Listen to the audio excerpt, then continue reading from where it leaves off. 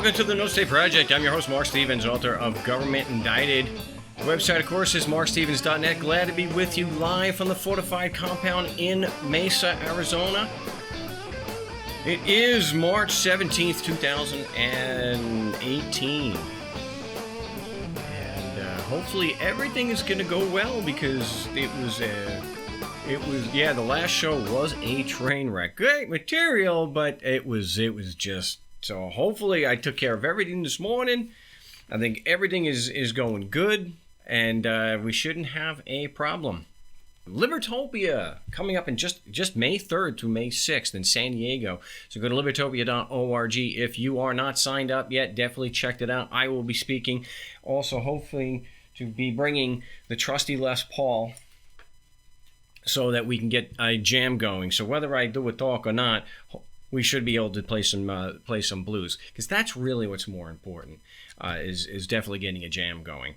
So yes, libertopia.org, and sign up. It's at Humphreys by the Bay. Beautiful, beautiful venue, and hope to see you there. All right, so a lot of stuff to get to. You can also chat with me during the show on the No State Project YouTube channel, and Spencer saying, "Let's see the Les Paul." Okay, that's the Les Paul. It's got the extended neck, so it makes playing up here much easier, much easier. So yes, that's the Les Paul, courtesy of my buddy Chris Case, who is doing the bumper music for the No State Project. Anyway, let's get to the actual nuts and bolts of the show. Somebody is asking me to answer the question: are depositions with police officers in traffic cases and drug cases, is it worth doing? I think it's worth doing, but you have to keep in mind that the expense is going to be borne strictly by you, and not all places allow you to do that. I doubt you'll get that in New York or California, but hey, somebody prove me mistaken on that. I've done them before, and one really good example was, especially if you're in a speeding ticket. Now, typically you don't get unless you're going way over the speed limit. You don't get a deposition in a speeding ticket because they're not considered criminal in a lot of places. So, what we were able to do. Okay, so what we with a speeding ticket, this is one of the things it was so great about what we did in the deposition with a speeding ticket. It was consolidated with a no driver's license charge, which is considered a criminal, or driving on a suspended is considered criminal in Arizona. So what we're able to do is we're able to get the things consolidated for a base, and then we were able to ask questions in a deposition regarding the actual speeding ticket part of the charges. And so cops just note speeding. The actual statute says driving at a speed that is not reasonable and prudent. So we were able to get it thrown out later at the trial. Yes, we still had to go to trial, by just showing the judge the transcript of the deposition, where we just asked the police officer the question: did you witness me traveling at a speed that was not reasonable and prudent? And then, we include the rest of the statute, to avoid an accident. And he says, no, you didn't. So I did not travel at a speed that was not reasonable. Oh, he says, yeah, right. So he was basically saying that he was not speeding. He testified on our behalf that my client was not speeding, and so that was used then to say, hey, the police officer's actually testifying in a deposition that I was not violating the statute. Now, the police officer didn't know when we were asking the question, but hey, he's the one that made the charge. He's the one that said you violated the statute. That's what the statute says. So there's some value there. I wouldn't necessarily get in and do something like that again. At least I wouldn't count on that as the major part of my defense. I would still be looking at the police officer's story regarding why he's actually charging me in the first place. That he saw me physically in Arizona. He determined on his own that the Constitution and Code applied, and I would request the evidence there. So the bad part about the deposition is it's going to cost you some money. So you may only have like a $200 ticket so you have to keep in mind that you are going to pay more than the price of the ticket to do a deposition on the police officer. That's just the way it is. There's nothing we can do about that. You know, it shouldn't take you that long. So you have to make copies of it. You have to have the transcript produced. You have to have an affidavit that goes with it. And then you're going to have to make copies for the prosecution. So that is going to drive up the costs of doing it. I think if you can, if you can absorb the costs, and especially if you're doing it as an activist, or if you're looking at the thousands in insurance that it can cost you, I think it's definitely worth a due deposition. I'll talk a little bit more about this on the other side, as we're talking about, and I want to talk about appeals also, because that is something that's an ongoing thing. So with the deposition, what is the point of the deposition? The deposition is a part of the pretrial process that you're using to hopefully get to an agreement or get a dismissal prior to any kind of trial. So you're trying to weed out factual issues so that you minimize the factual issues that need to be decided at trial. You're also using that to show any inconsistencies, or for mainly our purposes here is to show that the witness doesn't know what the hell they're talking about. That when it comes to police officers, they're automatons with guns. They are given weapons of death in order to go through a force continuum so that they can maintain control over you. They are not told why or how the laws become applicable, other than if you see somebody in Arizona, you can shoot to kill because you have immunity. Well, they're told that that the laws apply to everybody. It's just assumed. And so what you're doing in a deposition, and the advantage of the deposition is, you can ask the same question more than one time in a different manner, because you're trying to show that the witness's testimony really isn't as credible as they think it is. So when you're in court, you'll hear objection asked and answered, so that they don't want you wasting everyone's time and asking the same question. Now, typically, if you hear something like that, at least in my experience, the question has not been asked and answered. The question has been asked, and the cop, or the prosecution rather, and the judge ran interference and didn't allow an answer to the question. It's a standard political thing. I think I've answered your question. No, you haven't. So it's a typical dodge. But in a deposition, you're not in front of a judge. So you have the opportunity to ask the same kind of question in 3 different ways, just to show whether the witness really does have a solid testimony and is competent and credible on the issues that they're talking about.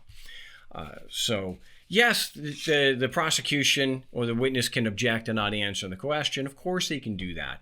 But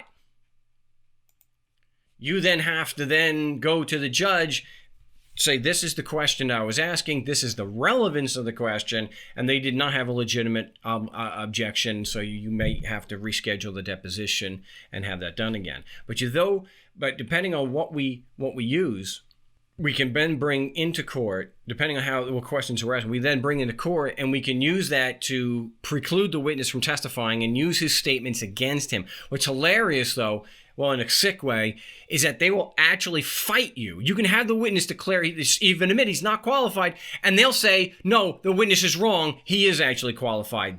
Well, you're making my point. On the big show here, he's been on before. We got Trevor in Oregon. Trevor, welcome back. Hey, we'll do our best. If anything, we may lose the live video stream, but we still have the LRN stream. So. What you have? No worries. You have. I know you were. Yeah, last time we couldn't get you on because it was It was even worse. Okay, so what do we got going on today? You have an update, maybe some good news. No good news yet. Okay.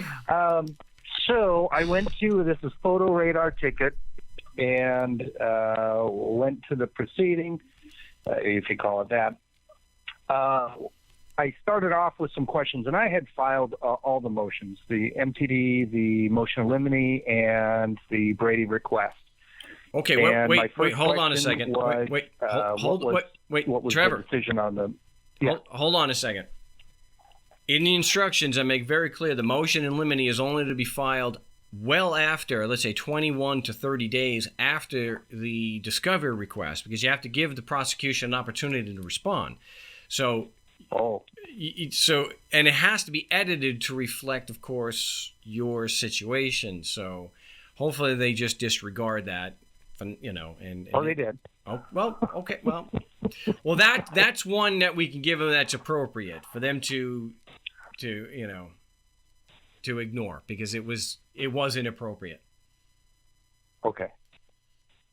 Sorry about that. No problem. Just for people to know, motion in limine for everyone still able to watch the stream. A motion in limine is a pretrial motion to limit arguments and evidence or facts that are deemed irrelevant, or the prosecution, for example, or a party does not have any evidence to support the argument or the claim that they're making. So we use it because the prosecution is making a claim that they cannot support, and sometimes think that they don't have to, and that is that a written instrument from 200 years ago applies to everybody in a certain geographic location. Why? Because they said so. So, all right. So let's move on. Okay, so what happened here? Okay, so my first specific question was with respect to the motion to strike, the MTD, and he denied it. I asked for clarification as to why. He said it was groundless. And groundless. So I was a little taken back by that. Okay, well, one of the reasons why you're taken back and making it more difficult for yourself is because remember that the motion to dismiss is based on a lack of evidence supporting the prosecution's claims, right?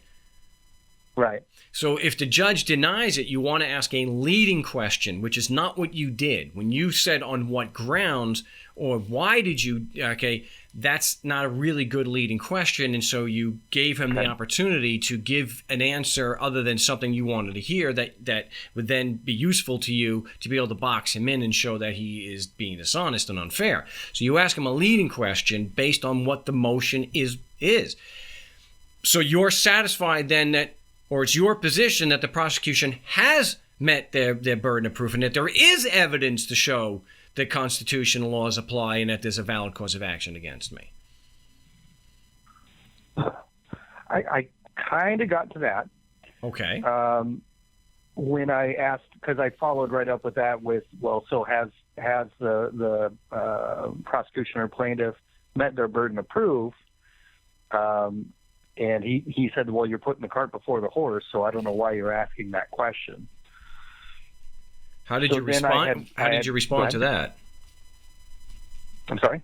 How did you respond to his cart before the horse question, or response rather? Well, I said, well, doesn't the plaintiff have to provide any jurisdiction, any support of jurisdiction to file a claim in the first place? Okay. And he again just repeated his position that no, that's what the trial is for. So. Okay. So then I fell back. Go ahead. Well, okay. So here you want to be asking again. These are very common, and so the leading questions that we're asking regarding these things are, so the prosecution. So it's such a mind-blowing thing to have them admit. We've had them admit at the trial there has been no evidence of jurisdiction, that's what the trial was for, and so what you want to say, what I like to ask is, so aren't you asserting jurisdiction right now to even hold me for a trial? Well, yeah. So if you're asserting that there is jurisdiction, my question is, has the prosecution met that burden? And it doesn't seem to me, because you're saying, no, it's a trial issue. So is it really your position that the prosecution has no evidence right now to support your assertion of jurisdiction over me?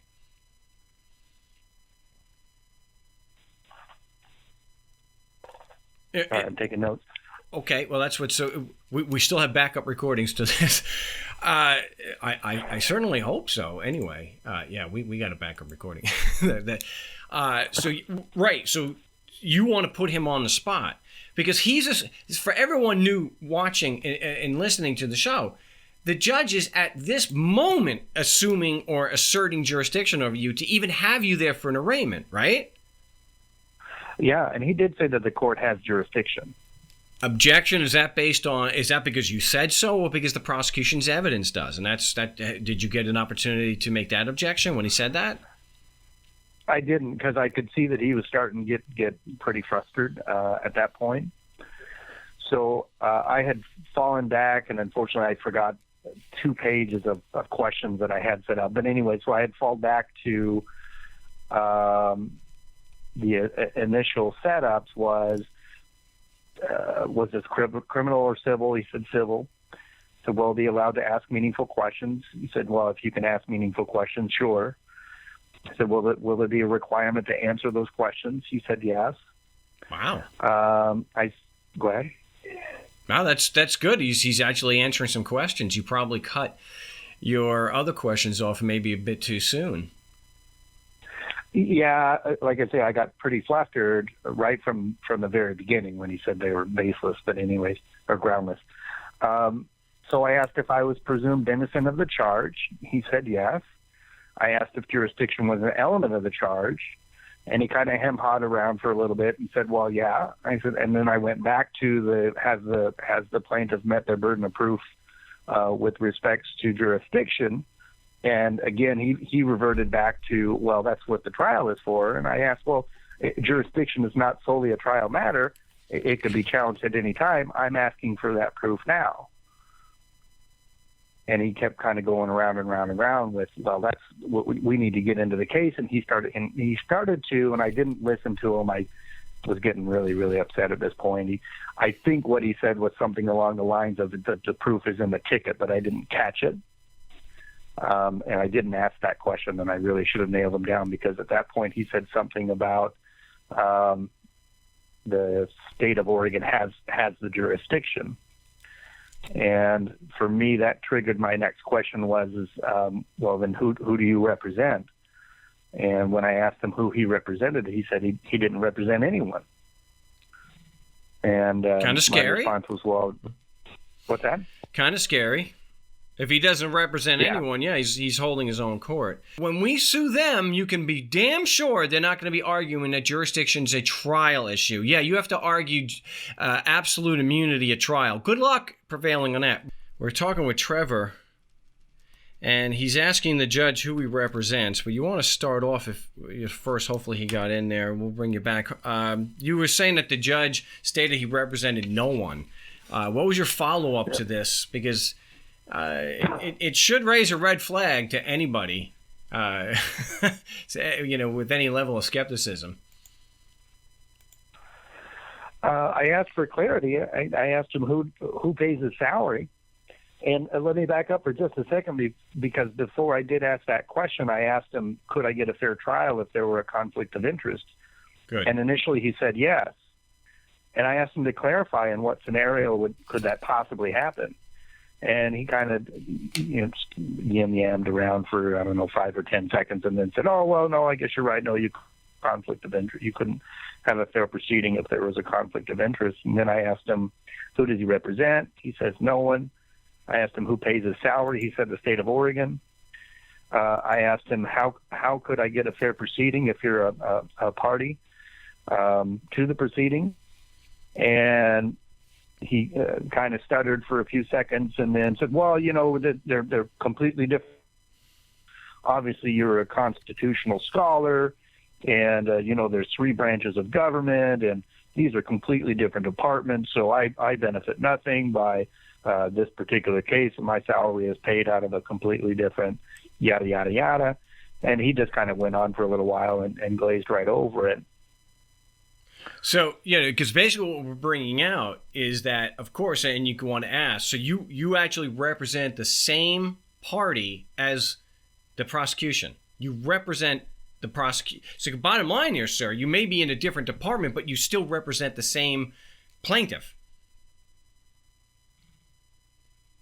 Yeah, I didn't hammer it home like that. I let him get with the answer. Again, I didn't want to get too confrontational. At this point, there's the judge, the recorder, the clerk, the cop that's sitting next to me, and another cop in the back from earlier. And, the judge is looking at the cop sitting next to me like I'm crazy, and then the other cop in the background there is laughing. And laughing. So I'm all kind of chuckling when I'm asking these questions, and I'm just getting more and more pissed, really. That's the thing. I'd like to think that the cops were chuckling because you were making a fool of the judge, and that you're making the judge stutter and come out with these ridiculous statements to try to justify the obvious conflict of interest that he is in. That the idea that just because you're in a different department, this is why I use the analogy of a football team.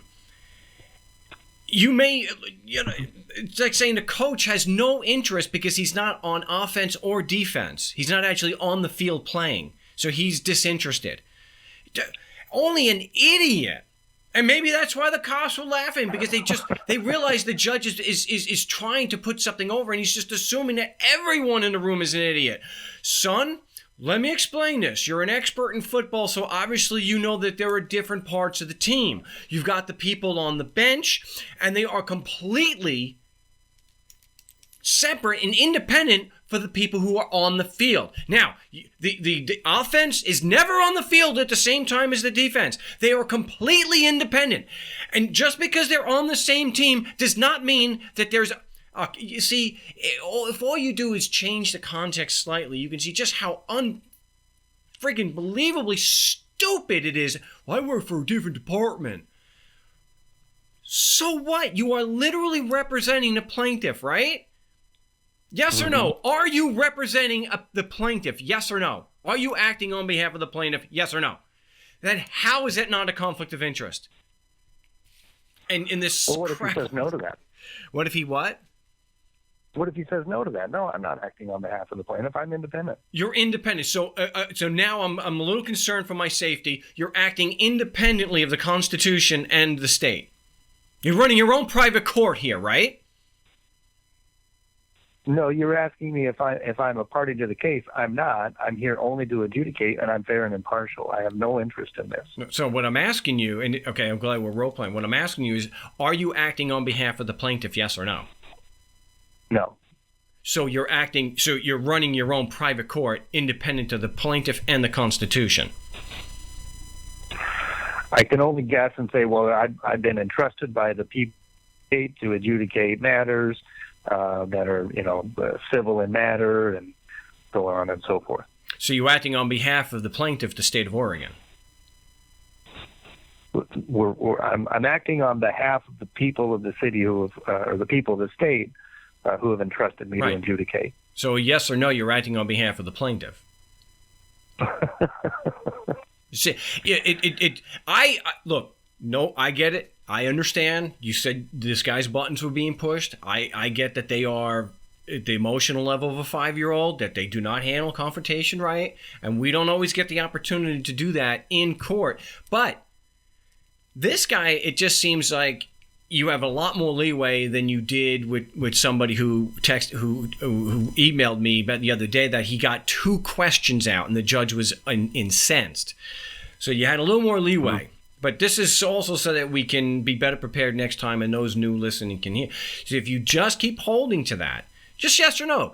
Because bottom line, if he's like, and you did a pretty good job of playing a judge who's trying to weasel his way out of this.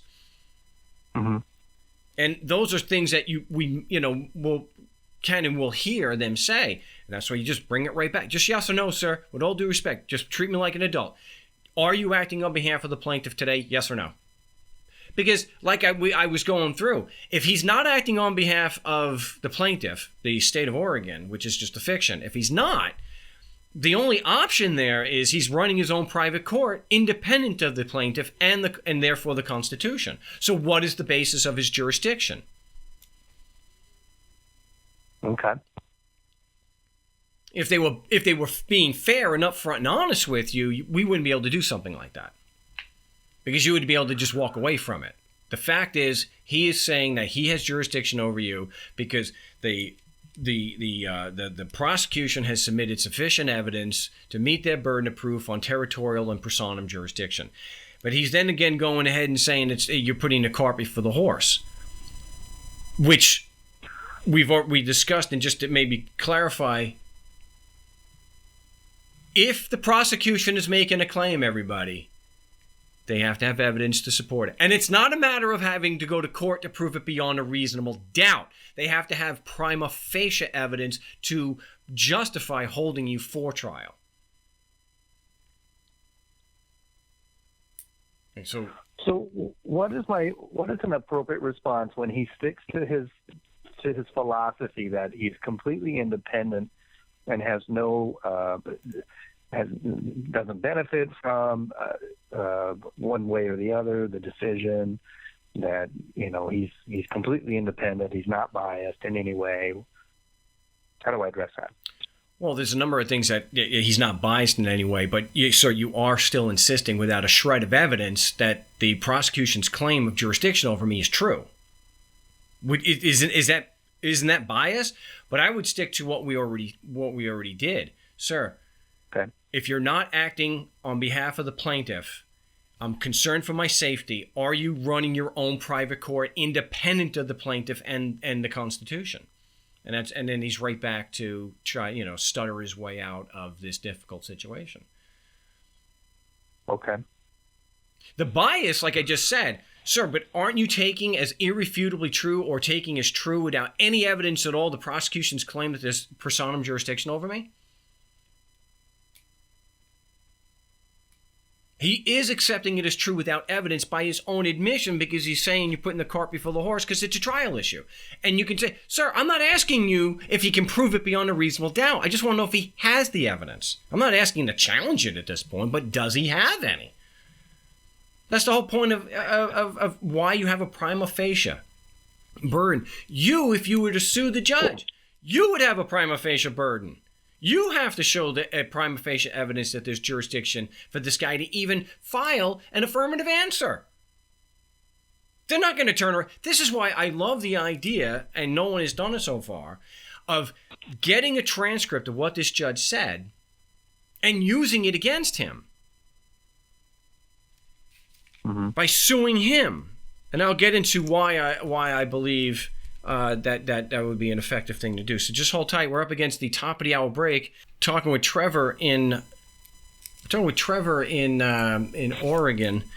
And one of the things I was talking about, and this is something I thought maybe we would be able to do this up in New Hampshire, since we actually had the judge's admissions on video, which would have been nice. So I like the idea of just as an activist to prove a point just how friggin' dishonest these judges really are. So Trevor, imagine taking the judge's statements against him, okay? And where he's saying you're putting the cart before the horse, where he is absolutely insisting that there's jurisdiction and you cannot challenge it until trial, because you're putting the cart before the horse. Now imagine if you were to sue this piece of garbage. Imagine using his own statements against him, saying, whoa, we think sanctions are in order here. This judge knows you can't challenge jurisdiction before trial. He knows it's a trial issue because he said so right here. So how does he...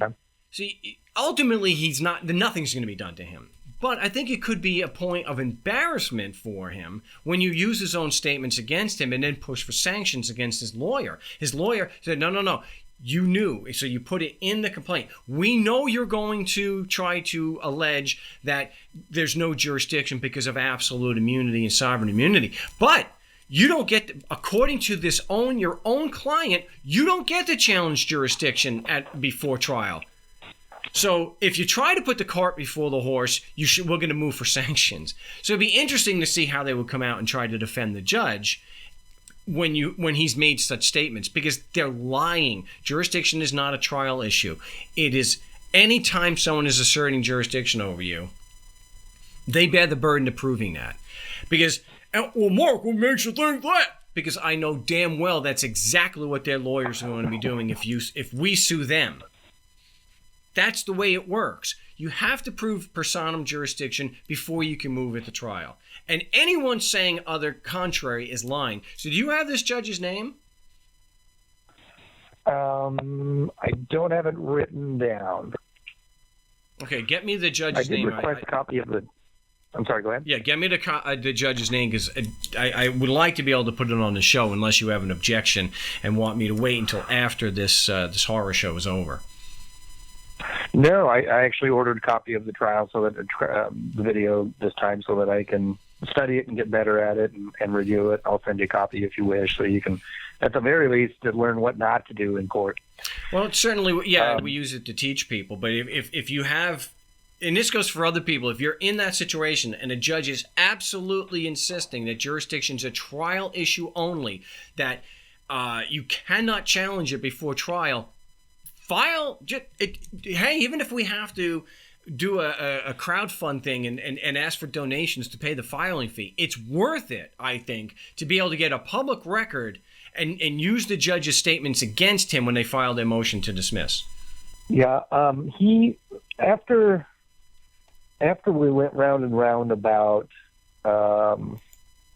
whether or not there was a conflict of interest and who he represented and everything else, the only thing I could say at that point was I made motion to dismiss because he said that it was a civil matter, as there is a lack of a sworn complaint by an injured party and no injured party is present, claiming that the state of Oregon is the injured party. And his response to that was, that's a groundless motion. So even though Oregon law, as well as United States law and the laws of every Western government and court system based on the English system, even though they all require by their Supreme Court and their own constitutions and black letter law, there has to be injury and damage. You have to have standing to complain. He's saying that's groundless. Yeah, I didn't, Mark, at that point I was so confused. It seemed like there was absolutely no rules, no procedure. There was nothing. It was just based off of whatever this guy felt like saying, and whatever it was going to be contradictory to what I was saying. Yeah. So at that point, I'm like, okay, well, F it. Well, you still want to make. I understand. I get it. You're banging your head up against the wall. I get it. However, this guy's giving you some pretty good examples of some pretty good contradictions that you can now file to have him, to change the judge, which I have a template for that. And remember, it's got to be edited to reflect what this idiot has said. And so you can ask him about these things. So you can look at the motion and say, you're telling me that these laws, as pronounced by the Oregon Supreme Court, don't apply to this court. And he may say no. And let's say he says, no, none of that applies here. What would you respond with? He says no, that they don't have to follow the Oregon State Supreme? Right. I have no idea what I would say to that. Anytime someone makes a statement like that, you want to ask them to cite it. Really? And can you cite that? Can you show me where this court has an exception to rules and laws that apply to every other court in the United States, but this one is accepted? Can you cite that?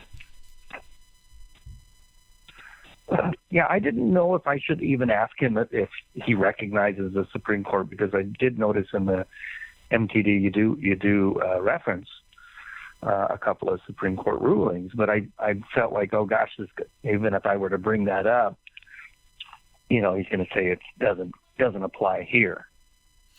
And then you ask him, can you please show me the exception to this court, that this court somehow operates in a vacuum and the laws don't apply? Because you've got me really concerned for my safety, and I want you to be very specific, because I have a feeling this is going to get reviewed by the higher court. I'm going to need a citation showing, or you can just ask a leading question first. Or, do you have a citation? Can you actually prove that these laws don't apply here, that apply to every other court in the United States? Can you prove that? Really? Then you're going to have to cite that for the record. Because if you can, I'll plead guilty right now. We'll save you all the trouble of a trial. I'll plead guilty right now if you can cite that.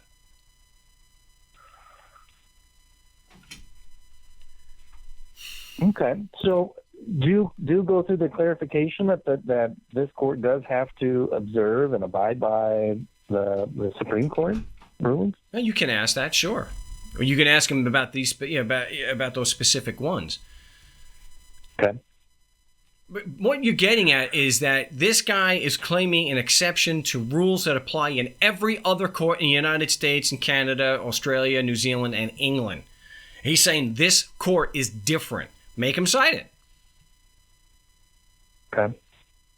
No, if they turn around and say, well, I'm just hypothetically, if we're not in court doing this because we don't have a burden to prove. They say, well, prove the laws don't apply to you. Oh. Well, you're talking the Constitution is just a written instrument, right?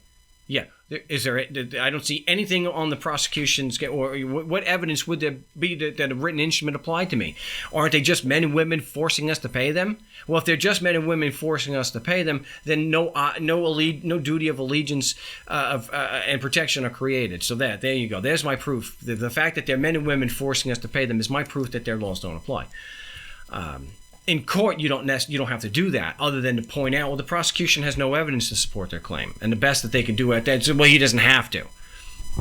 So we're at the end of the segment. So let me just finish with this: if they say that the prosecution doesn't have to prove that? We're actually at the end of the segment. So one of the issues we were discussing before the break was, what do you do when they almost inevitably now counter your challenge to the prosecution's claims by making a statement the prosecution doesn't have to prove that. They don't have to prove jurisdiction, or they don't have to prove that the laws apply and to then establish jurisdiction. How do you respond when they say that? Well, isn't the burden of proof on the person making the claim? But they don't have to prove the laws apply, sir. They don't have to prove the laws apply. So they just magically apply. You don't want to make statements. Remember, you want to ask leading questions.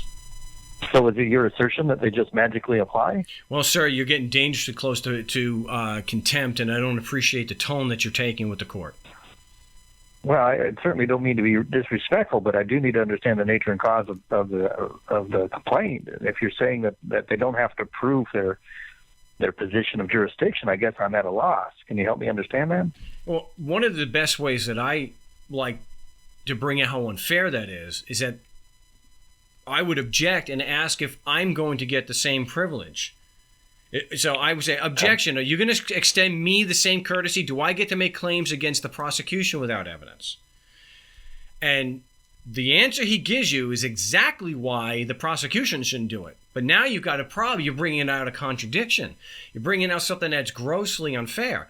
Why is the prosecution being allowed to argue without evidence when the rules clearly don't allow them to? Look at due process doesn't allow it, and neither does Rule 3.1 of the attorney ethics. Okay, and then you have the court rules. Why is the judge, because if he says to you, if you dare make a claim against the prosecution without any evidence, I will have you held to contempt. Now you want to ask him, why is it that the prosecution can make claims against me without evidence, but I can't? Why? Why are you so biased? And you can ask him a leading question. Why are you so biased in favor of the prosecution that you're going to hold me in contempt for doing what they're doing against me right now?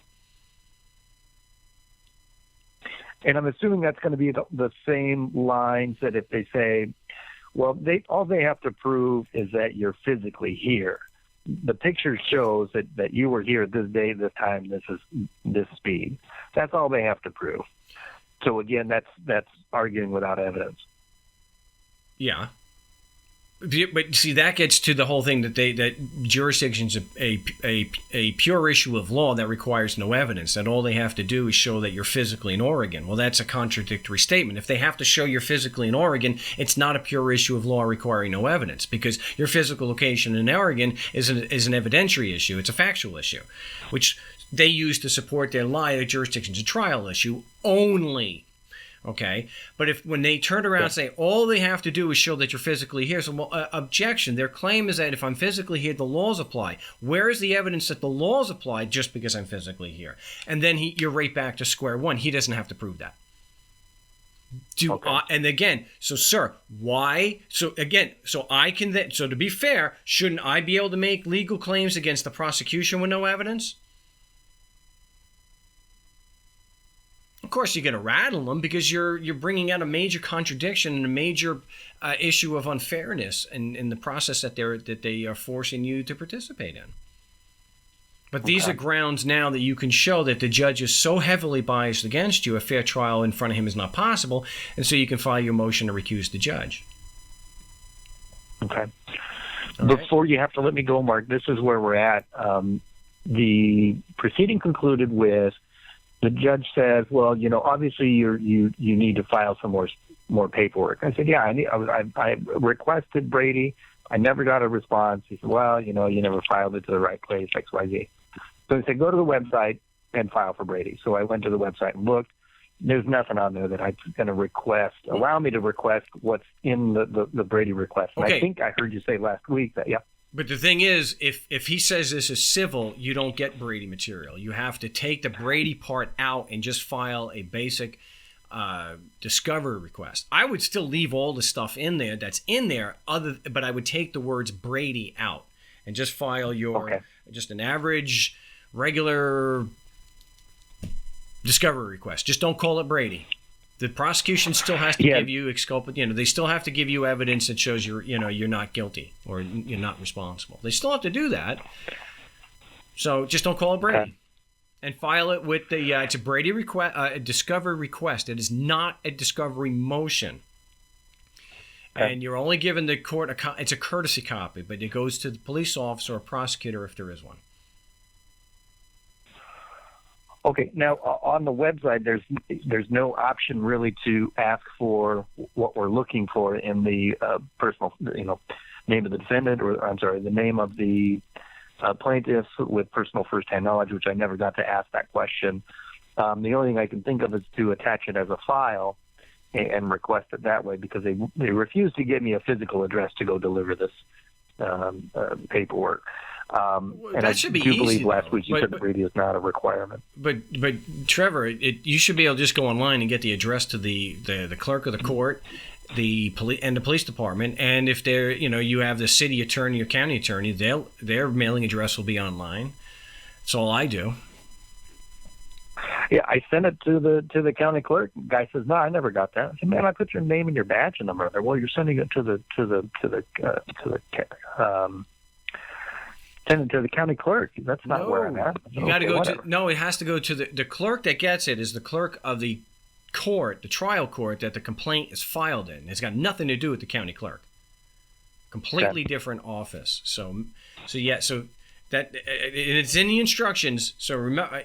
So everybody, when you get the instructions, don't gloss over them. They're very important, and that's why we do the show, so we can correct any errors that people may have. We want you to get it right the first time. So got to get the motion. Well, I would refile the motion to dismiss as a motion to reconsider the denial and show that he's insisting that it's a trial issue when there's a prima facie burden, and get the discovery request to the proper agency.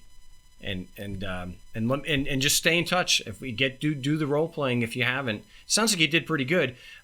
Continue doing that and let us know what happens. Absolutely. Thank you again, Mark. I do appreciate you taking the time. All right, not a problem. Good luck, and good luck. Hopefully, we have a good resolution to that. I gotta say, the judge is a jerk. Yeah, and he's unfair and he's biased as hell. But it sounded like he was a lot more patient than we typically get done here. It's a damn good thing we've got real compelling content here on the big broadcast, helping people have defend themselves against tyrants in court, civil and criminal, really all the same crap. Giving people the tools to effectively defend themselves. And that is proven very effective. You can get a full model, of course, markstevens.net with the Government Indicted, which is also available as an ebook. So check that out. We're going to get to you the next calls. We have Andy in Palm Springs. Andy, welcome back to the big show. Hey, thanks for last week, even though it was kind of a crazy one, taking all the time. And by the way, when you came to me at the last end, I was muted automatically by the robot, so just another add to the glitch. But I got a couple of questions I want to go over with you. I was making notes and stuff like that. I did watch your YouTube video where you had a chance to query the Arizona Supreme Court judge after his lecture, Okay. And you made mention of the fact that you didn't know if you'd get in because you didn't have any identification or whatnot. So Given that fact, how do you do you have a driver's license? How do you go from point A to point B and deal with bank accounts and opening stuff like that, opening utility bills and whatnot? I don't have anything in my name, so that's what really helps. I don't have a bank account, so obviously to get a bank account you would need to have certain things, especially in a post 9/11 world. Yeah, you would, but that's how I'm able to get around that. I don't have anything in my name, so it would be nice to get the cable in my name so I can get a break on the price for a couple of years. But then, I hear you. So you got an LLC or something like that? You put everything in that? No, I just don't own anything. I don't have much, so it's obvious from anyone watching the show, because I don't get on the air and guilt people into giving money. I do the show and I do have things that I do to help pay the bills, but I don't have much. And, sure. Thanks to Matt in Brisbane and Calvin put together, this really is a pretty high-end gaming computer. So whatever's going on here, I don't think the computer is the problem. But, it's always been on a shoestring. I'm not destroying families and being a populist. I'm not the one saying get on the Trump train because he's, because the libtards are so friggin' dangerous. The world will be hit by an asteroid if Trump is not destroyed completely. I don't say that I put the cause of liberty back 2,000 years if I wasn't able to get, regular money to do a podcast, So because I don't have a lot, and I'm not a very materialistic guy anyway, I don't have to worry about things like that. Sure. Yeah. Understood. Now, I did request, is your Skype, I got in late today, and you were just finishing up about how to contact you if you want to get on role play and stuff like that. Is it Skype? Is the Skype address Frank.Rizzo3? No, it's just Frank Rizzo 3, no caps, no spaces, no underscore, and it's the number 3. So Frank Rizzo 3. Right. Okay. Well, I sent it to the wrong guy. Maybe it'll work better. I like your the previous caller, Trevor, and stuff like that, about the cart before the horse. Can't you use that when it gets to that point when they're saying, well, because I say so, because I state that he has jurisdiction, can't you say, well, Judge, aren't you putting the cart before the horse? Yeah, you very well could throw it back at him. I prefer to say when he insists that there's jurisdiction, I think it's, in my experience, it's been a lot more effective to just object and fire back at him. Is that because you say so or because the prosecution's evidence does? Right. Turnabout is always good. If you want to turn it around on them and to be able to demonstrate how unfair it is, what they're doing, I just think here it's more effective. I think it's just, like I mentioned, it's more effective to just turn around and object and ask him if it's based on the prosecution's evidence or just because he said so.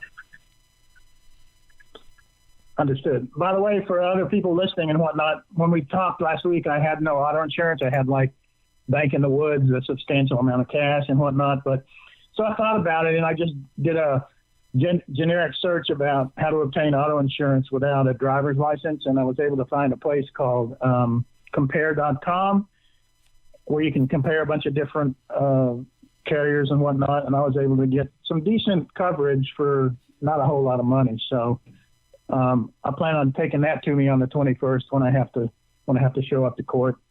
So I can, if it comes up, mitigate a little bit of the issues that are on the ticket, Yeah. Well, you filed a motion to dismiss and discovery request already, right? Oh, yeah, absolutely. Yeah, a week ago, last Tuesday it was. I sent it to the Indio Superior Court, clerk of the court, and then I got, the certified return requested receipt back day before yesterday. Same thing for the Palm Springs cop, Okay, so you don't need it. You don't need to do all that. You don't need to, when you send it, you don't need to do the return receipt. You just send it regular mail. If you want some assurance, spend a lot less money and just get a certificate of mailing. So, and I think it was Indio Yeah. Palm Springs. Just in the last 6-7 months, we had someone get something tossed out there. I forget who that was, but you can go into the success stories and you can just scroll down and you can see the Palm Springs. Right. That was traffic also. Yeah, you can see it's Palm Springs. I think it was Palm Springs. It was one of those areas that. Yeah, well, Palm Springs, everything defaults to Indio in traffic, even though you get hit in whatever, Cathedral City, Palm Springs, Desert Hot Springs, wherever, yeah. Okay, well, so that's where everything gets adjudicated. Okay, yeah, I because my daughter had surgery, I have a reprieve that I don't have to go to California for another few weeks. I was supposed to be there this week, so thank goodness I get to stay home and in Mesa. Yeah. But a couple of weeks from now, that kind of got turned around. So, but all right, well, keep us in the loop and do some Skype me at Frank Rizzo 3 and I'll put you into the Skype chat. Let the guys know, hey, I'm Andy from Palm Springs. I was on the show today, and they're probably gonna do some role playing right after the show. Yeah, I'll do it right now. Excellent. Frank Rizzo 3, no dot in between Frank and Rizzo. Right, that's it. All right. Appreciate it. Thanks for everything. You're welcome. Andy in Palm Springs, wish him luck. And if you want to get in and do some role playing, it's Frank Rizzo 3. Yes, it's a Jerky Boys reference. Yes, there were there were a few other ones, so I had to get Frank Rizzo 3. Even in 2006, when Skype was relatively new, I couldn't just do Frank Rizzo. I guess I could have done the Frank Rizzo, like I wasted some time signing up for Reddit. So yes, I am the Frank Rizzo on Reddit. And real quick before I bring Micah up, I have been shut out of my Steemit account. Not that it did anything anyway. Nobody did. I'm a minnow. Everyone, every damn thing has got to be an opportunity to exploit for money and just ruin the whole process so that anyone can actually see what the hell you're doing. So you can actually have a platform for people to hear what you're doing. No! Except everything. Slap a damn logo on it and exploit it for as much money as you possibly can. So I'm locked out of Steemit, but I am the Mark Stevens with the underscores on Instagram, so I'm starting to use that more now. We were talking with Andy in Palm Springs. Wish him luck. Hopefully he gets into the Skype chat again, like I was saying before. You want to get into the Skype chat, first instant message me at Frank Rizzo 3. There's no underscores, nothing. It's just Frank Rizzo 3, and my mug will come up if you got the right one. So let's move on. We've got, he's been on the show before. We've got Micah from California. Micah, welcome back to the big broadcast. Hey, how you doing, Mark? I'm doing well. What do you got? Can you hear me okay? I can hear you. And we've... okay, good. Yeah, we've got at least that much going for us today. All right. So I was wondering, I found out 2 days ago that I have had 11 judges recuse themselves from my case, and the guy who's dealing with my case now is a visiting judge. And I feel like that's definitely strange. I was wondering what your input might be. How did you first, let's find out, how do you know that? I went and spoke with for fun. I don't even have money for an attorney, so I just wanted an outside opinion rather than my public defender, since he's refusing to enter any motions. And she told me that, and she printed up a list for me, which I posted pictures on the Skype chat. So the clerk actually gave you a printout that 11 judges recused themselves off of your case? No, a private attorney did that I met with for a free consultation. Oh, I'm sorry. Just to, shoot the BS for a minute. So he went on to, I guess he's got Pacer. So he went on to Pacer or something, a service like that, was able to get part of the docket from the court, and it showed that 11 judges recused them. Did they give any grounds? There's a lot of background noise. Did they give any grounds for why they were recusing themselves? No, that was the main thing. The attorney kept saying, oh, why are they recusing themselves? Why are they recusing themselves? And I basically just said, I didn't even know they did, but I have an idea why. They don't want to deal with me. Well, and to be clear, you filed a motion to dismiss, or a demur that you got from me? I have not filed anything yet, and I need to file that on Monday. I need to file a motion to strike a plea or whatever you call it. because they ended up putting in a not guilty plea in for me the last time I went. But this has been going on for almost a year now, and they finally did that. Okay, so what are you doing that is leading you to believe that, man, what are you doing that's leading you to believe that these judges are recusing themselves because of however you're defending yourselves? What are you actually doing here? I mean, especially since you haven't filed a motion to dismiss yet. So what's going on? I just came across you fairly recently, and for the last year up until I found the Skype group and what you do, I've literally gone in there and simply asserted that they didn't have jurisdiction. I haven't really, I have not done anything other than that for the most part. I've just gone in there, said I don't consent to anything that's going on, and you don't have jurisdiction. And now that I've found the Skype group and what you do, I'm really surprised they didn't force the plea through sooner. Yeah, you know what I'm saying? It's kind of strange. That's what I'm thinking. Why didn't they just say, well, okay, you're refusing to plea. We don't need your consent for jurisdiction. It's obviously you don't understand the nature of how things work, and we're just going to enter a plea of not guilty and send you to trial. Why this is taking a year to get to this point, and why they're recusing themselves. And now that I found you guys and I've listened to a lot of your videos, what you were just explaining right now makes perfect sense. So it is. It's very strange that they didn't force it through sooner. It's only the last time that I went in that I actually went in with more questions instead of a single assertion. And but I did have an attorney that they threatened me to take me into custody if I didn't meet with them. So the last two times I went in, they forced the attorney on me. And then the last time I went in, I had the attorney with me, and that's when they forced it through, which I'm assuming because my word doesn't mean anything if I got somebody there speaking for me. You know what I mean? Well, yes, and there's some. Wow, there's good faith reasons why they won't speak directly to you. Not so much the judge has that, but it's the prosecutor has legally can't speak to you directly without consent of your attorney, or he can be disbarred. So, one of those things they kind of take they take that a lot more serious than the ethical rule that states that they're not supposed to bring a claim against you that's not based on fact and law. So I'd be I would. So what you need to send it to Frank Rizzo 3. So I'd love to see a copy of that on Skype. I want to see that.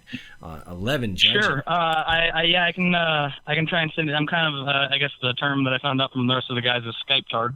I'm a Skype tard. So I'll figure it out. But worst case scenario, I did already post it on one of the group chats. It was Let's Talk Jurisdiction, I believe was the chat name. But I'll try and send it directly to you. Okay, great. And are you still working? Are you still working with the attorney at this point? Well, I am, and so that's why I need to figure out what I need to do on Monday. I need to file a motion, I guess, to try and strike the plea and then immediately fire the attorney, so that way I can try and get it back in arraignment. But here's the thing. I'm looking at 2.5 years if I take this to trial and I lose. But the plea deal is 60 days in jail with an optional ankle bracelet instead of jail time, which would allow me to keep my job and not miss out on 2.5 years of my kids, hypothetically or potentially. So if I cannot get this back into arraignment, I'm afraid I might take the plea as badly as I don't want to. But does that make sense? But if I can get it if I can get it back into arraignment, I want to keep fighting this. Well, I understand. I don't know if you're going to get it back to arraignment. What sucks is you want to get the demur in, definitely, and absolutely want to get a discovery, Brady request in. I don't know, given what you just told me, I don't know if I would suggest firing the attorney. What I would say is if he can be standby, which they're going to give you a ration of crap for because you're in California. They don't like. I mentioned it to him. I asked him if he could recuse himself or be standby, and he said no. But I did not talk to the judge about that. That was in a private room. Yeah, that's because it's California and they call it hybrid representation. They don't like to do that. So I think what I would look at here first, because of what you're saying to me, I would look to see if he's willing to file the demur for you, and this way, so he can actually file the demur and the discovery request and make the challenges you like to have made. Motions. Because if not, if he's not willing to do that, ooh, you're probably looking at maybe seeing, at least get some leverage on the prosecutor that maybe you can get the 60 days suspended. Yeah, he's completely unwilling to do anything. In fact, the public defender they wanted me to see hired him from an outside office to take my case. If he's not all right, if you got a situation like that, then you got a matter of ineffective counsel. The guy's just not willing to work with you, and so that's something you can argue. So look, I let me get a continuance of some so I can get an attorney who's actually going to help me. Because standby's out of the question because it's California. So you may have to just get someone who's willing to at least get some leverage on the prosecutor so that if you're looking at 60 days, maybe you can get that 60 days suspended. So as long as there's no, you know how it goes, there's not another charge within those 60 days, then they don't take you in. Right.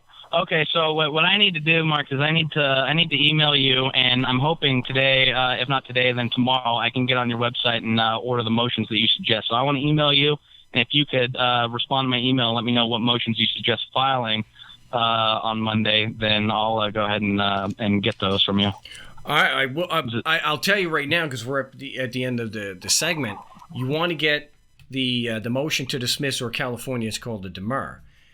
Okay, but no, the demur, the request for judicial notice, and the discovery request, none of that's going to help you at all because you can't sign it, which I think you already know. But I want other people in California that are listening, they do not like what they call, even though their own codes say you have a right to defend yourself and with assistance of counsel, they don't like you to defend yourself with assistance of counsel. They want you to either do it yourself or someone does it for you. And in this situation, they may not be wanting to defend you.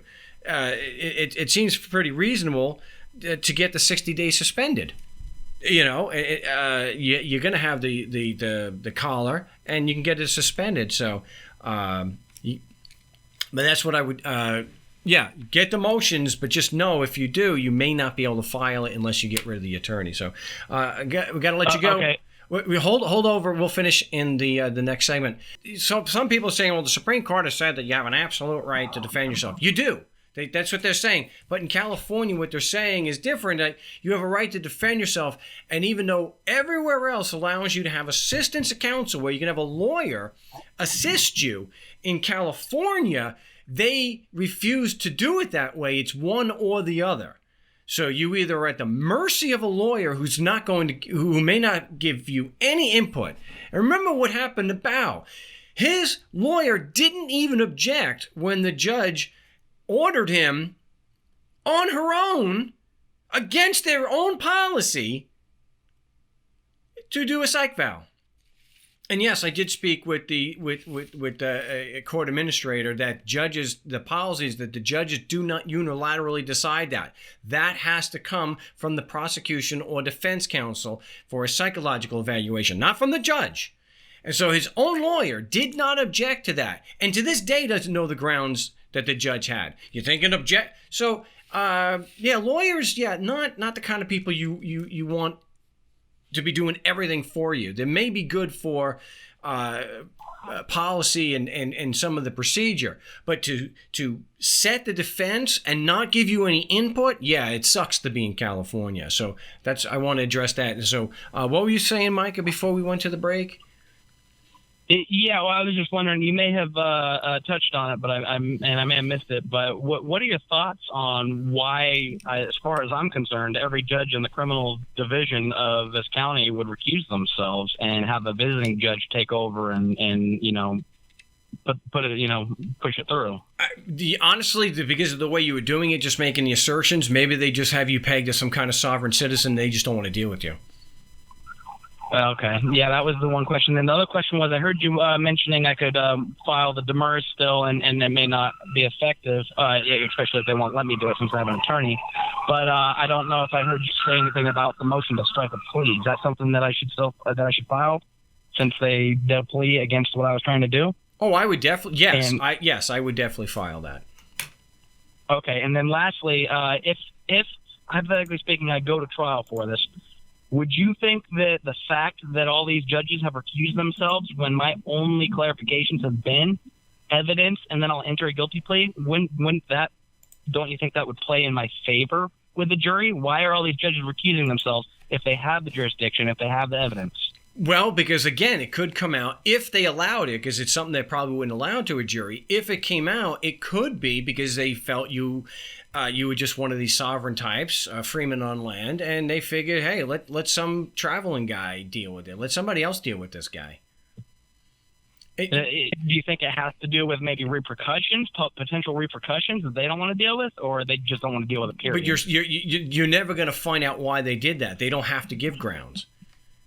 Yeah, I know. I was just wondering what your thoughts might be. Okay. But real quick, the important thing here is if it was to go to a jury, if this case went to a jury, it would never be allowed in. The reason why the judges recuse themselves would never be allowed in. Yeah. So, okay.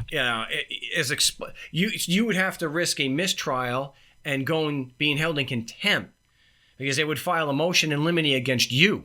And then they would be able to then, if you did bring it out, it would result in your being held in contempt. So, but the bottom line is you're not going to be able to find out why they did it. That it's not even something that it's worth your time pursuing because they're not going to. Even if you have them making a ruling in open court, they don't have. There's no mechanism to make a judge give grounds for his decision. Zero, which I think is another reason to show why the system never was valid in the first place. Why would someone ever be able to make a decision that affects someone's life, liberty, and property and not have to give the grounds for it? Only judges get to get away with that crap. Only judges. Yeah. Well, no, I can't say judges and prosecutors get that. They get that free pass. No one else that I know of does. Yeah. Hey, I apologize, but there's one other thing I just thought of. I called and was asking about a record, if there's some sort of a transcript or an audio recording. And in California, apparently, unless I'm being lied to, which would not surprise me, they have what they call court minutes, which is, I guess, just notes on what's taking place, but not an actual transcript of what is being said. You got any thoughts on that? Well, there should. If you don't see a court reporter there should be a recording that takes care of everything. And given what you're looking at here, this is not a traffic case. There should be a recording that a transcript can then be made from.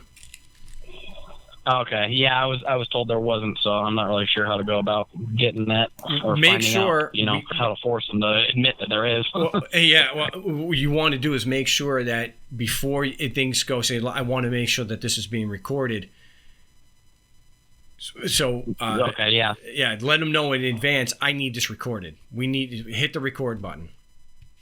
Unless you say, look, and if you don't want to record it, then I want to record it so that I have a record for myself so I can protect myself.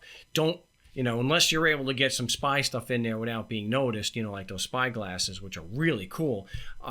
If you get caught doing it, you're going to get charged. Yeah, every time I've gone in, I brought this digital audio recorder with me, but they always catch me at the at the metal detector and make me take it back out. It's better to get caught there than to be caught in court. Yeah. So, right. All right. Well, let us know. Good luck. Let us know what happens on Monday. All right, and then I'll be in touch with you, and I'm going to get those motions from you. So thanks for your time. I appreciate it. Hey, not a problem. Good luck, Micah in California. I know we're going to be coming up against a break here really soon. So I just want to, address again this nonsense, this BS with in California. And this is not my saying it. I guess as far as how the judges treat you, I don't see the California courts any worse than New Hampshire courts or Florida courts or Michigan courts. They're always going to have some individuals there that are worse than others, but in general, no, one is not worse. One of the things, though, in California, I guess it kind of balances. In California, you get to do judicial notice request for laws and statutes or court rulings, which you don't get to do other places, which is why we do that in California. So, like when Trevor up in Oregon, he could have just requested judicial notice of these things that the laws actually require that there be standing to complain, which is there has to be a violation of a legal right in damage. There has to be loss, harm, or injury there. And that's what their code actually says. So in California, we have the option of saying of requesting judicial notice to make it more difficult for them to just arbitrarily deny things without, but doesn't your law say this? But then on the other side, one of the bad things about California is the fact that they don't like what they call hybrid representation. They don't like the standby stuff. It's all or nothing, which, like I mentioned at the beginning of the segment, these lawyers, no matter how much money I guess at a certain point, the money does become an issue where they're going to do and say whatever is necessary to get an acquittal or to get a dismissal. But for the most part, with these things that we're dealing with here, because you're not talking about hundreds of thousands of dollars, they don't give a damn. You are a car payment to them. You are a mortgage, one of their mortgage payments, one of the many mortgage payments, okay? You are you are just like an investment. You are there to be exploited. They don't care that you're going to go to jail. They don't give a damn. So that's why when you're in a situation like that, especially if you're cutting your teeth, do you really want the first time, defend yourself when you're looking at 2.5 years or more? Nah, it's a tough decision for a lot of them. But for me, I wouldn't use the attorney regardless. That's just me. But if you're new to court and I'm not, that might be a reason why they tip you over to that side, why you would want to use someone who actually has some expertise. But California, you don't have the option of standby. So that is awful. Yes, welcome back to the No State Project. I'm Mark Stevens, author of Government Indicted, which has a full model on how to effectively defend yourself. And how can we prove that it has an effective model to defend yourself? Because if you go to the success stories on markstevens.net, after the book was released, and there's a lot of pages, pretty deep now, we've had people on 3 continents, including Israel. So again, the big supporter of the show, Eyal, does No State Project Israel. It's not success in Israel. See, because not having a sacred cow, not giving your accuser a free pass, especially on the foundational claim that, of course, I say that because it sets the relevance for everything else. You have to assume that their claim is true.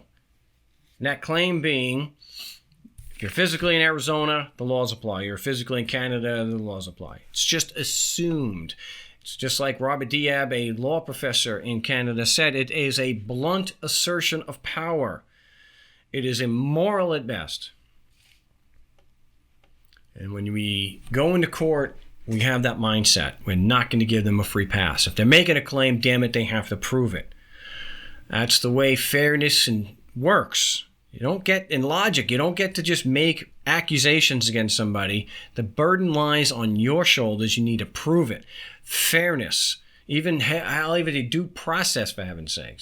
But he's been very patient. Let's get to our latest call. He's area code 251. You're live on the No State Project. What's your name? Where are you calling from? I'm calling from Alabama. And what was your name? My name is Dave. I'm sorry. Again? My name is Dave. David. Dave from Alabama. What do you have for us today? Well, thank you for taking my call. I recently got a speeding ticket, and I filed the motion to dismiss, hitting on all the bullet points. Lack of jurisdiction, no corpus electi, no standing, blah blah blah. And even though I didn't get the letter in my hand, immediately it appears that they responded. Somebody responded, I'll say, pretty immediately. I mean, I work and I live in an RV park, and I can't pick up my mail before that office closes. So I pick it up on the weekend, and I noticed that I had something postmarked the very next day from the court. Or the reason why I can't really say is because I feel it's probably in my best interest, because there's a little twist to this. The town of Somerdale is who I sent the motion to dismiss to. Okay. The cop works for the town of Somerdale, and when I opened up that letter, I got it registered mail now. I'm sorry, it was certified mail. And it shows, the letter says, appearance notice in the municipal court of Somerdale, Alabama, and it's got the cop's name who wrote the ticket on here, and it's telling me that I'm ordered to appear in court because the case has been set on the original date, which is on Monday, by the way. It's coming up Monday. And it says, bring this order with you. And it's signed. I have the original wedding signature document here. Now, this is, to me, this would be a separate issue than me going in and challenging jurisdiction and all that. But the main reason I say that is because one of the things you put in your motion is the fact that they're a legal fiction. And the town of Somerdale is not a geographic location if they're the plaintiff. But at the very top of this document, it says City of Somerdale. Okay. And I said, there's no such thing. They're already a legal fiction, and this is a fiction that doesn't even exist in fiction. So I feel like, I should keep this separate anyway, but if they want to press the matter, because this is the way I see it. I've never done anything like this before, even though I've been kind of, researching and pursuing this kind of lifestyle for a while. And, I got the ticket, and now it's really put up or shut up time for me. And because, I role play with myself a lot. And, I basically put scenarios in my head and imagine how I would handle them. Okay, well, and that's fine, and we should be thinking and doing that, but when we're prepping for court and we want to learn how to better defend ourselves, it's best, of course, obviously, to do that with other people, and we have the chat for that. But let's keep this focused. So is there because I know that you have towns and townships and whatnot, and you have cities and the different types of entities. So you're saying Somerdale is a town, but not technically a city or a municipal corporation. That is correct. As far as I know, I mean, what I did was when I mailed these my motions, I had to go to the town of Somerdale website to get the address, and that's also different on here. The town of Somerdale address is 502 Wesley Avenue, and this says the address for the city of Somerdale is just 502 Lee Avenue. And I'm wondering if they were just trying to, deceive me, trying to get me to come in and say, because like I said, it says on here, bring this order with you, and then I have to give them the order, and then they throw it back in my face saying, we can call ourselves anything you want, and you came anyway. You must believe that we have jurisdiction.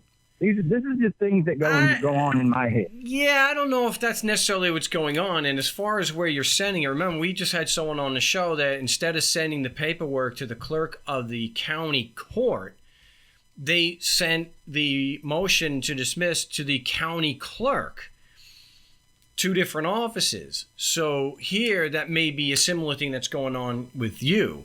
I wouldn't say that just, and I'm looking at their website right now, and they call themselves the town. It's the town hall and not the city hall. Maybe it's interchangeable like state and commonwealth, and it's not that, it's not that big a deal, it's not something that's going to make or break or show that this is unfair. And here's a picture and it says town of Somerdale. I don't. Even here, town hall, the mayor's office, municipal meetings. Maybe they're just using it interchangeable. It's probably nothing to get worked up about. Okay, but I mean, I didn't receive an answer or a response from the town. I received it from something called the city, which I don't know what it is. Like I said, I looked it up. There's nothing that says city. When you go on their website, they have a payment portal for you to pay your bills, your utility bills, and your payments are made payable to the town of Somerdale. Yep. And they have a payment portal for you to pay traffic fines. And who do you pay that to? The town of Somerdale. So I don't know why. I mean, I'd have to take a look at that. Let me say, I have to see the bill.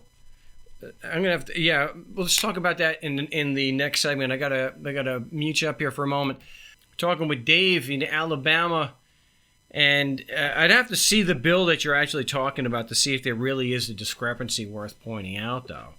So what does it actually say? Does it just say City of Somerville? I mean, what agency is listed, or what department of the city is actually sending you this notice? The Municipal Court of Somerdale, Alabama, Municipality of Somerdale versus me. Okay, well, that makes sense. Okay, that's just like it said on the website. So it's still considered, I think they're using city and town interchangeably. So I don't think that's anything to raise Cain about. Okay, because I had a different point of view. I had a position already kind of set up. What I was going to do is, that court date is on Monday, and currently my position is that I wasn't going to appear, special or otherwise, because as far as I know, I've filed a motion to dismiss, which I'm still waiting on the pending ruling from the town of Somerdale, and this was not sent to me by the town, so I shouldn't even bother to respond to it. What do they? Is it in response to the motion to dismiss? Because I'm not thinking it is. What is it actually asking you to do, or what does it say? It just says the above case has been set on the court docket at the time specified. The defendant is ordered to appear in court at this time. If I have any questions, call this number. Please bring this order with you. Okay. So, you can file a motion. You can file a motion to quash the court date based on a lack of evidence proving jurisdiction. More than likely, they're gonna, because it's not a response to the motion. It's just a standard. Here's your court date kind of thing. That you can then you can just file a motion to quash the court date. What day is it set for? Monday the 19th. Holy crap. Well, yeah. You're going to definitely have to prep to argue the motion or defend the motion to dismiss. That's for sure. So I would definitely recommend getting into the No State Project Skype chat. And if you don't have a script, because I know you said you ordered the motion to dismiss, it helps to also have the script so you can do the role-playing today with that. So hopefully it's not a trial on Monday. It's just an initial appearance where you can argue the motion, and if they're not going to hear that, still at least challenge jurisdiction and try to plead guilty as a tactic to keep the issue of jurisdiction in the focus of what you're doing. So if they have evidence proving jurisdiction, then you're willing to plead guilty. But because we know they don't have such evidence, it's just a matter of bringing out how it should be dismissed because the prosecution hasn't met their burden yet. Yeah, that's where I'm going to run into a problem. I would love to participate in that. I just have a very old computer. We're on Windows 7, and I believe that I can Skype on it, but I've never used it. The computer was given to me. So well, I think what happens with Skype, depending on the operating system, I thought I thought Windows 7 was pretty good. You could give it a shot, install the Skype. There's a chance that it won't let you log on. I know that some operating systems, if you can't get to a certain release, it won't let you log on. I don't know. Give it a shot and contact me at Frank Rizzo 3 so that we can get you in there so you could do some role playing and be better prepped on Monday, because the issue of them using city instead of town, I don't think you're going to get anywhere with that. It's a fiction, yeah, absolutely. When it says city or town of Somerville, it's a municipal corporation. Municipal corporations are legal fictions. In fact, the Supreme Court, I quote in Government Adventures in Legal Land, that a corporation is a figment of the legal imagination. So that's true. Is that enough to get? No, I don't think they still, where I see the effectiveness is, whether they're a fiction or not, they have to have evidence of jurisdiction. So they still bear that burden, whether they're a fiction or not. Whoever is trying to maintain this action and claim against you bears the burden of proof. So however they're styling it, they still have that burden, and calling themselves by something else is not going to relieve them of that burden of proof. So that's why I stick to that. It's been proven a hell of a lot more effective, more times.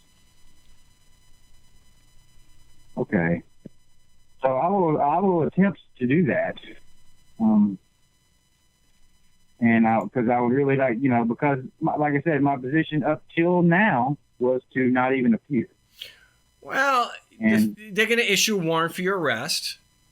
yes, that's what I mean. That's inevitable. They would issue the warrant for my arrest. If I ever get pulled over again, I would probably go to jail. Yep. And then I would have to file a petition for a writ of habeas corpus, and then make my argument, because obviously, like you point out all the time, you can challenge jurisdiction at any time. Yes, but you don't want to get behind the 8 ball more than you already are by not appearing, because if they see you as a flight risk, they're going to want a bond. And look, I hate going to court as much as anybody, probably more than the average person, because I've done it so much. I give this legal advice. This is legal advice that I give. Make your court dates timely. Don't blow it off. We're trying to do is limit the amount of damage that they're doing. We don't want this to escalate. They believe that they have the authority to use and the moral right to use deadly force to get you into that building if they've got a warrant. Don't let it escalate to that point. Make your court date on time and timely challenge them, and keep the burden on the prosecutor. It's not on the judge. It's on the prosecutor. Make that prosecutor wish he died as a baby that you make things so difficult for him. Now, when you said earlier in your last segment to the other gentleman about, you said that it's unlawful or illegal for the prosecutor to interact with you. Is that correct? If you are represented by a member of the Bar Association, if you have a lawyer, the prosecutor cannot communicate with you directly without consent from your lawyer. And if I don't have representation or I don't have assistance of counsel?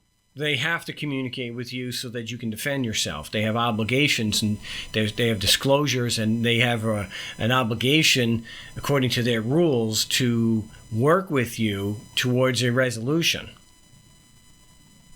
I mean, the way you talk and the way it should be is I should be able to go in there and say, just like you say, it's my intention to plead guilty. Has the prosecution presented any evidence that for example, I violated a legal right? And we know, you ask questions that you already know the answers to. Sure. But then if the judge at all speaks on behalf of the prosecution, I would imagine that, like I said, I role play this stuff in my head all the time.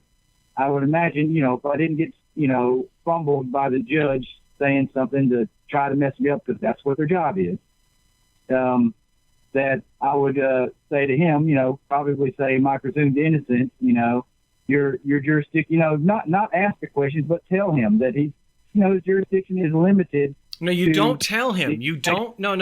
You don't tell him. You don't make statements. You want to ask leading questions and keep the burden on them. If you just make statements, I'll keep you over for the next segment briefly. You really got to get into some of the other shows, and this is what helps with of course, Government Indicted, is you're not going to be able to effectively defend yourself by just making statements.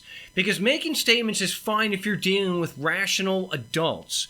If you're dealing with people who have a sense of fairness and right and wrong instead of legal and illegal,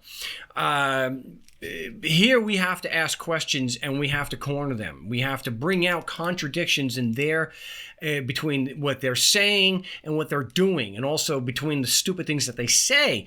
And we're not going to be able to do that by just making statements. We don't want them to be responsive necessarily to us, unless it's going to be to throw it out. So if they're being responsive, they're giving you due process, and you have to get a higher court to to show where they were wrong on the law. So please, you want to be you want to make objections, and you want to ask leading questions. And a leading question has the information in the question, such as, is it your position that the prosecution has met the burden of proof?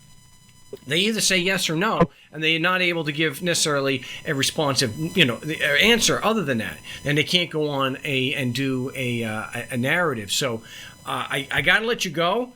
because I've got to get to some other calls before the time is gone. But definitely do what you can to get us on Skype and check out the archives, because you want to use the Socratic method. You're keeping the burden of proof where it belongs, on the prosecutor. If you start making statements, you are going to take a burden of proof on yourself to prove it's true. And bottom line here, this is nothing against you. I hold myself to this too. Nobody cares about what you and I think the law says. Nobody cares. So don't even give them the option of just saying your argument is invalid. Ask a question, and then when they say something stupid like, "Oh, it's a frivolous argument," you can ask a leading question. Are you saying my question is an argument? Do you understand basic grammar, man? Okay, so let us know. Good luck, and let us know what happens on Monday. Okay. All right. Thank you. Thanks for taking. Oh, no, not a problem. Glad to be able to. We want to move on. Unfortunately, we're not going to get to everybody because we are in the last few minutes of the show, and I cannot go over today.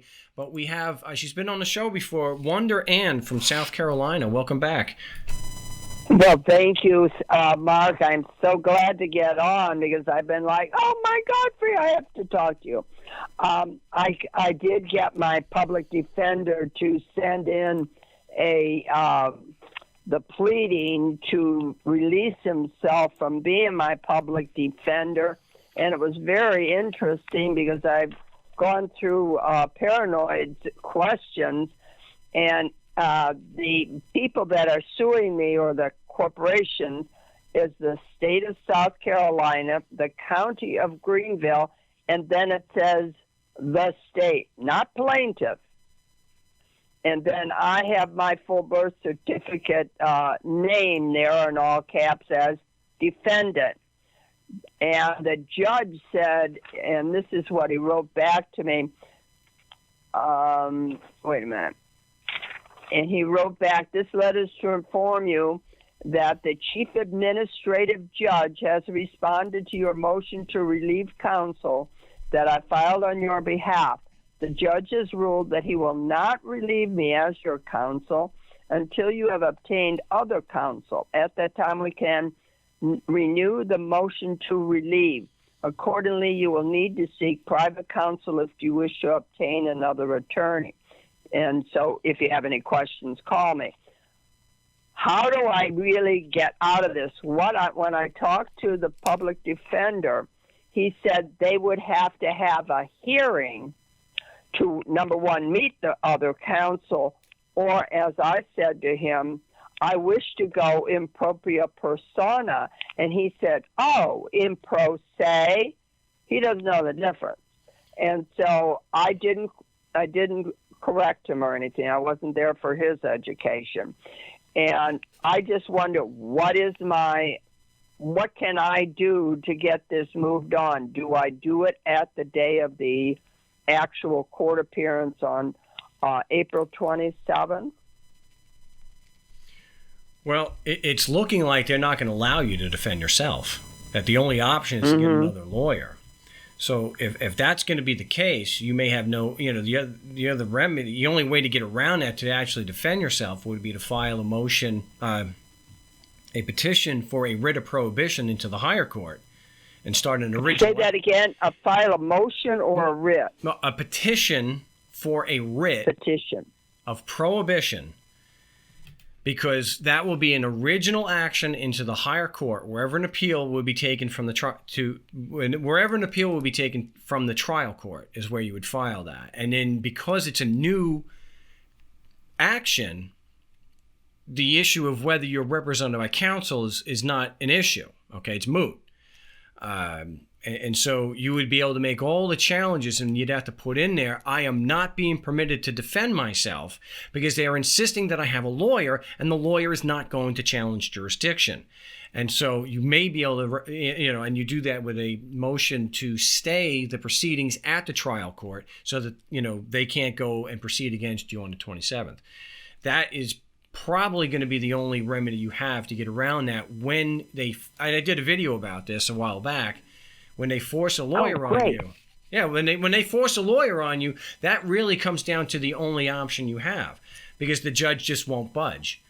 And you could file it's because you can't file a motion to change the judge because the attorney won't. Everything has to be signed by you. So the trial court is hamstringing you and not allowing you to defend yourself. And so your only option is to challenge jurisdiction, and the only available remedy to you, and that's by a petition for a writ. Okay. And I can file that via mail, certified return receipt. No. Should I do on that? You don't need to do that. What you're going to have to do, though, is there's going to be a filing fee, which you could either get it waived or you can get it deferred.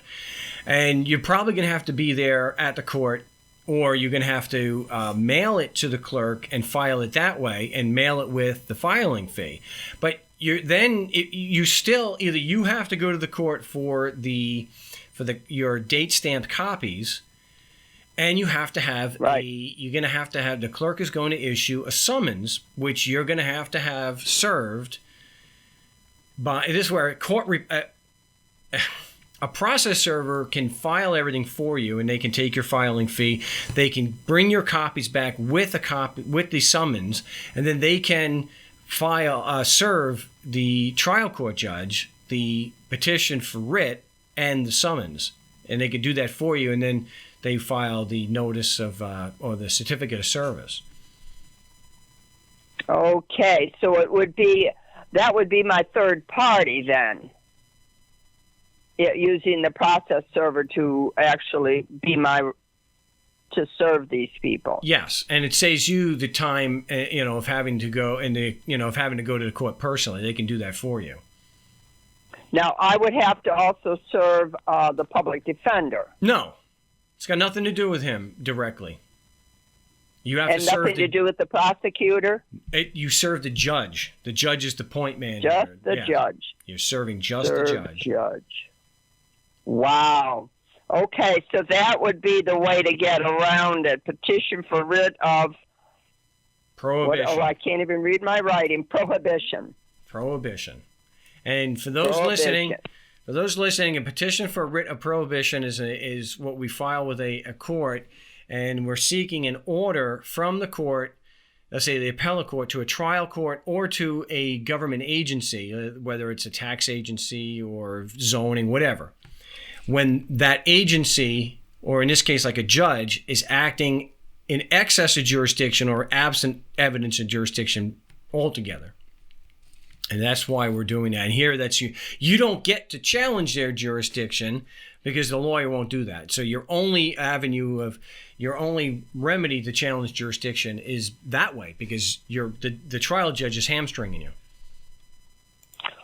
Is there any pleading that I could use as a boilerplate for me to be able to present that? I do have a template that you can work from, but you'll have to get me off air about that because we're totally out of time and I can't run over. So I appreciate the call. My name is Mark Stevens, listening to the No State Project here on LRN.FM and the Liberty Radio Network, and also streaming live on my YouTube channel. So it looks like we made it to the last segment, and we'll be live on episode 55. So till next time, salud.